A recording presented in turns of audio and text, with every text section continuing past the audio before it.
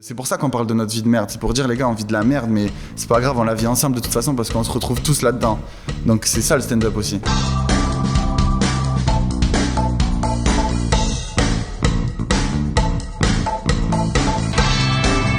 Faites-moi du bruit pour mon frérot, Merwan Sali.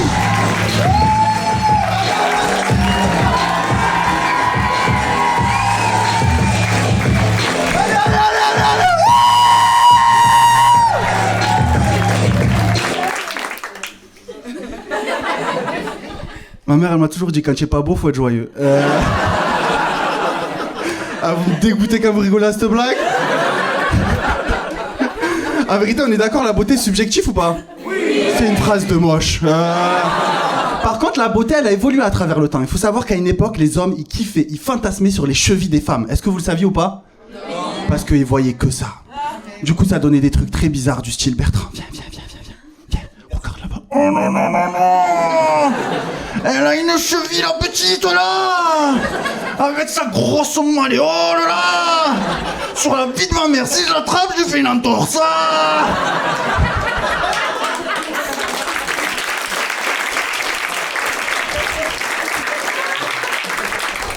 Et moi, je suis un peu bête, hein. Je me dis, si à l'époque, les hommes, ils kiffaient les chevilles des femmes, c'est possible qu'un jour, les femmes, elles kiffent les têtes approximatives. Ouais, je sais, j'ai une tête approximative, j'ai l'impression d'avoir été dessiné par un enfant de 8 ans. Alors là, on va faire une petite oreille. Là, on va faire une grande et super méga géante oreille. On va faire un grand nez comme une patate. Et les cheveux, oh non, il n'y a plus de fête. Ah, vous me dégoûtez ce soir, hein. Dégoûtez. Moi, j'ai longtemps galéré avec les meufs. C'est cliché de le dire, mais j'ai longtemps galéré avec les meufs, vraiment. Il y avait une meuf, elle s'appelait Shinez, et je l'ai kiffée pendant 5 ans sans jamais lui dire. Je suis parti voir un collègue beau gosse à moi, je lui dis frérot, donne-moi un conseil pour aller l'aborder et tout. Il m'a donné le pire conseil possible et inimaginable. Il m'a dit, aie confiance en toi, Merwan, fonce. Et du coup, je l'ai écouté. J'ai pris toute la confiance possible. J'ai même mis du parfum sur moi. On va faire une petite aparté parfum. L'industrie du parfum se fout complètement de notre gueule, nous les hommes. Est-ce que vous avez vu les noms de parfums masculins ou pas? Le mal. Sauvage, gentleman. Et moi je trouve que ça nous enferme dans un truc très masculin, tu vois. Parce que moi en vrai, si j'avais pu créer mon propre parfum, je l'aurais pas du tout appelé comme ça, hein. Je l'aurais plus appelé le malicieux, l'insatiable, le soumis. Et du coup je suis parti voir Shinez au bout de 5 ans, j'ai mis un peu de soumis sur moi comme ça. Je suis allé la voir, je dis voilà Shinez, faut que tu saches, ça fait 5 ans que je te kiffe, je voulais juste savoir comment tu me trouves. Elle m'a regardé comme ça, elle m'a dit, je te cherche pas en fait.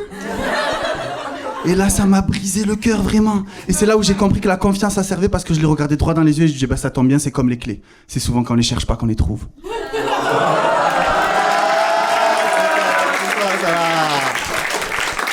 J'ai jamais dit ça de ma life.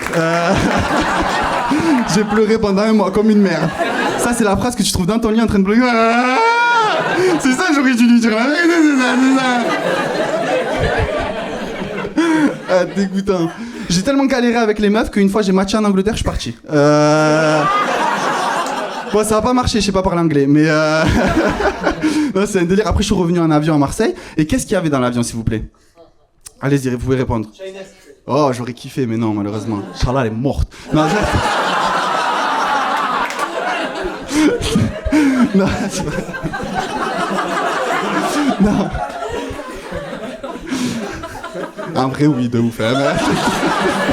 non, il n'y avait pas Shinez. Personne? Personne? Une hôtesse. Tu es trop perspicace. Là, il y avait une mouche. Je me suis dit, c'est ouf qu'une mouche anglaise d'être retrouvée à Marseille. On accueille 1 mouche, 2 mouches, 3 mouches, on va pas accueillir toutes les mouches étrangères chez nous, faut pas déconner. Et du coup, elle était assise à côté de moi, et moi, j'aime bien parler, tu vois. Je suis parti la voir, je lui dis, qu'est-ce que tu viens faire à Marseille? Je dis, non, non, Merwan, tu comprends pas du tout. Je dis, non, mais tu viens faire quoi à Marseille, s'il te plaît? Je dis, non, Marseille, c'est trop bien, il y a le soleil, les cigales, elles sont trop bonnes. Je dis, pour de bon, tu viens que pour ça à Marseille? Non, Marseille, c'est le paradis, il y a les poubelles partout. Je l'ai croisé 2 mois après, elle était comme ça. Oh mais quoi, voilà, combien t'es mort? Ah, je fais quoi, là, tranquille, j'amène ma cigale au bout de ce gros fond, là. Ah, je la kiffe. À l'âge de 17 ans, je devais devenir footballeur, réaliser mon rêve, vivre de ma passion. Oui. Tu peux répéter plus fort pour tout le monde? Elle a dit ligament croisé. On va parler, elle et moi, dans 2 secondes. J'étais là, j'étais à l'échauffement. Je m'échauffais un peu bizarre. La grosse douleur. Et leucémie. Ah, je l'entends moins ta grande gueule, hein? Et ouais, à l'âge de 17 ans, j'ai eu une leucémie aiguë, lymphoblastique, un cancer du sang. Je vois vos visages, vous inquiétez pas, on va en rigoler ensemble. Moi, je me souviens, la première fois qu'on m'a annoncé que j'avais une leucémie, on m'a donné 135 € par mois, c'était une allocation.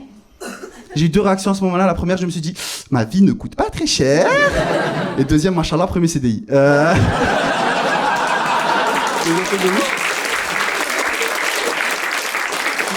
Après, c'est le seul métier au monde, tu n'as pas envie d'évoluer, mais ça c'est autre chose. Et moi, j'ai tout fait à l'hôpital, j'ai vraiment tout fait, j'ai même passé mon bac de français à l'hôpital. Moi, à la base, je vais pas vous mentir, je voulais pas le passer. Hein. J'avais pas de cheveux, pas de sourcils, je me suis dit, peut-être qu'il y a un peu plus important dans la vie. Ma mère, elle était pas d'accord avec ça, elle était pas du tout d'accord, mais tu obéis et tu vas passer ton bac, Merwan. Et je veux que tu sois content d'aller le passer, alors tu prends un feutre, tu te dessines des sourcils marrants, Merwan, et tu vas le passer. Du coup, le jour de l'examen, l'examinatrice, elle est venue dans ma chambre d'hôpital, et elle m'a dit un truc extraordinaire, vraiment chuchotant, elle m'a regardé comme ça, elle m'a dit, Merwan, si t'es fatigué, je le fais à ta place. Je suis éclaté, frère.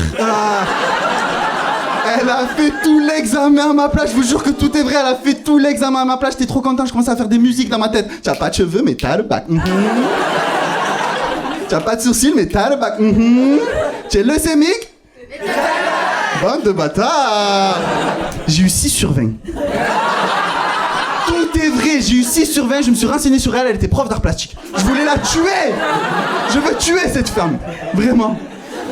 Et comme je vous ai dit, j'ai tout fait à l'hôpital, j'ai vraiment tout fait. J'ai fait la chimiothérapie, j'ai fait la radiothérapie et j'ai fait une greffe de moelle osseuse. En gros, on a pris la moelle osseuse de ma petite sœur, 7 ans, qui était compatible avec moi et on me l'a injectée dans moi. D'où mon côté féminin.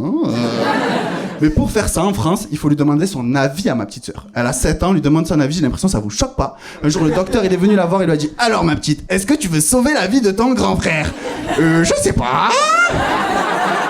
Il est méchant quand même, hein ? Mais tu vas lui sauver la vie, c'est extraordinaire. J'hésite, hein ? Il a quand même la plus grande chambre.